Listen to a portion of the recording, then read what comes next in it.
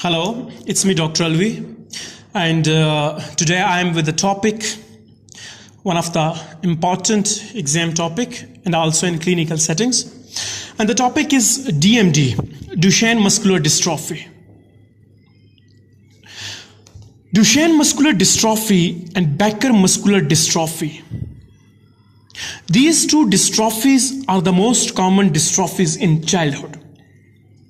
Both DMD and BMD, Duchenne muscular dystrophy and Becker muscular dystrophy, they are X-linked recessive. It means that the defective gene causing the diseases is present over X chromosome and is transmitted in a recessive fashion, X-linked recessive manner. Female in Duchenne muscular dystrophy and Becker muscular dystrophy are always carrier. And why this is? Because female always has 2 X chromosome. And if there is one defective X chromosome, there is also a normal chromosome which is balancing this defective X chromosome. So female are always carrier. Male have X and Y. So if X is defective, there is no other X to balance this. So there will be a full mutation and male is always affected all the time. Duchenne muscular dystrophy is more severe form than Becker muscular dystrophy. Intellectual problems or learning difficulties are more in Duchenne muscular dystrophy as compared to Becker muscular dystrophy. Wheelchair bounding at around 12 years is 90% in Duchenne muscular dystrophy as compared to the Becker muscular dystrophy. And then ultimately death because of the involvement of cardiopulmonary system. As you know that heart also has muscles, cardiac muscles, which are also involved. That we will discuss later. If you are sitting in your clinic or in a hospital and you are listening someone is telling a story to other that when that X and Y, XYZ child person was, when he was child, he had a delayed walking. And when he was teenager, he was wheelchair bound. And in 27-year-old, he just died. You should think that this particular person is talking about DMD. Because in DMD, there is a history of delayed walking in childhood. In teenage, they are wheelchair bound. And death is mostly before the 30 year of age due to cardiopulmonary system involvement. As you know that the movement of our joint is only possible, our movement at our joint is only possible when our skeletal muscles are acting and performing normally. If you zoom in inside the muscle, you will see that this muscle is composed of tubular cells known as myocytes. This dystrophin protein is present near the membrane of myocyte. At one end, it is embedded in the cytoskeleton known as actin. Another hand, it is embedded in the extracellular matrix and is hooked or attached to a molecule or to a substance known as dystroglycan complex.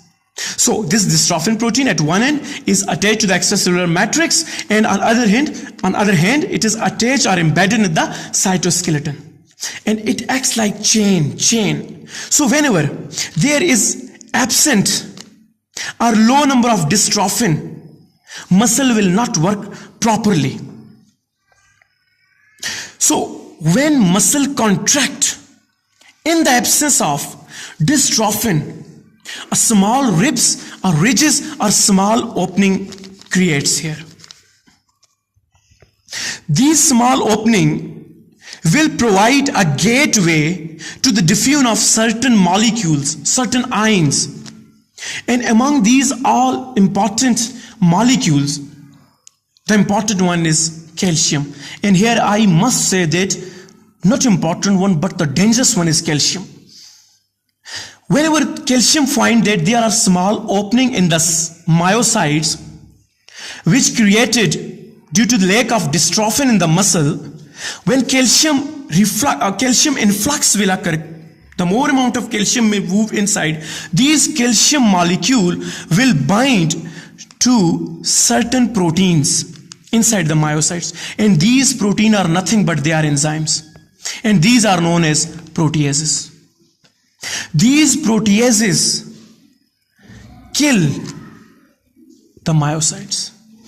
The more calcium entry will be, the more proteases will be active, and the more muscular degeneration will occur. This muscular degeneration and regeneration, this wear and tear, is very effective in younger ages. But as time passes by, this regeneration and degeneration doesn't match. Muscular degeneration is more and regeneration is less. As time passes by, these gaps are filled with scar tissues and fats. Due to that, muscle weakening occur and muscle can't contract properly, and this will lead to the certain clinical features of Duchenne muscular dystrophy. Now, I would like to discuss quickly the clinical features of Duchenne muscular dystrophy. And I have a very good mnemonic to remember the clinical features of Duchenne muscular dystrophy. There is one very famous city in Pakistan known as Lahore, and in Lahore there is a hospital which is famous particularly for tuberculosis treatment, and hospital name is Gulab Devi. So the mnemonic is Tuberculosis Hospital Gulab Devi in Lahore. So now take first alphabet from each word. So Tuberculosis Hospital Gulab Devi in Lahore. T stands for toe walking.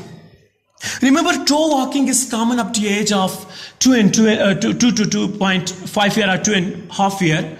But if a child beyond this age do toe walking, you must think about Duchenne muscular dystrophy and also cerebral palsy.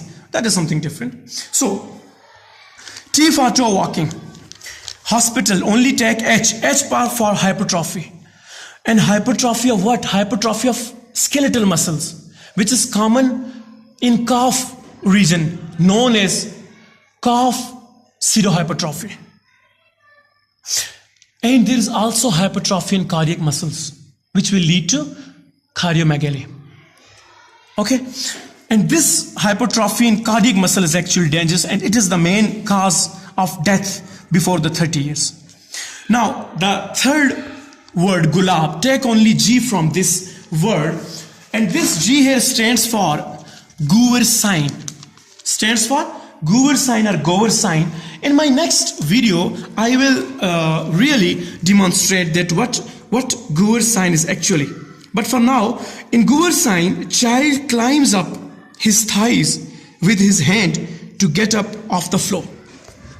So for the purpose of mnemonic now, just remember only G for Gower sign. And Devi, only take the first alphabet of this word Devi, and here D stands for delayed walking. Any boy, because this Duchenne muscular dystrophy is X-linked recessive, so boys are always affected. Any male child with delayed walking should raise a suspicion of DMD in your mind as a good doctor. There are a lot of causes of delayed walking, but you should think about this also. Now, in, only take I mean intelligence here. And as I told earlier, that in Duchenne muscular dystrophy and Becker muscular dystrophy, the intelligence is below the normal level. And intellectual disabilities are more common in Duchenne muscular dystrophy as compared to Becker muscular dystrophy. More common and more severe as compared to Becker muscular dystrophy. The last word, Lahore, only take the alphabet L, and here L stands for lordosis. So the clinical feature, Tuberculosis Hospital, Gulab Devi in Lahore. T for toe walking, H for hypertrophy of muscles, skeletal and both cardiac. G for Gower sign, D for delayed walking, I for intelligence, which is below. and more in Duchenne muscular dystrophy as compared to Becker muscular dystrophy, and L here stands for lordosis. Now, lab finding in Duchenne muscular dystrophy. The lab finding in Duchenne muscular dystrophy are interesting. There will be increased level of CK, creatine kinase. As I told earlier that when muscle contract in the absence of dystrophin, there creates small opening and calcium entry occurs. There is also one important chemical or important thing or important substance which goes out from the myocyte to the extracellular matrix, and that particular chemical is known as CK, creatine kinase. And that's why creatine kinase level are high in Duchenne muscular dystrophy. And there's also you can also do a muscular biopsy, and in which you will find that the absence of dystrophin. Now, a point come to the treatment. Treatment, unfortunately, there is no specific or particular or effective treatment, but for the time being, treatment is PSS, physiotherapy, steroid, and surgery. But unfortunately, these are only time being supports which we are going to provide a child in a different ages. If as I told earlier that when they are child, they have delayed walking issue. When they are teenager, they even can't get up and even can't walk. So in this case, you have to provide a wheelchair. And death occur mostly before 30 years of age due to cardiopulmonary system involvement. And thank you for today brief and short discussion about muscular dystrophies, and more importantly and commonly, we only discussed Duchenne muscular dystrophy. And at the end, I must say that please subscribe to my channel and don't forget to press the bell icon. Thank you.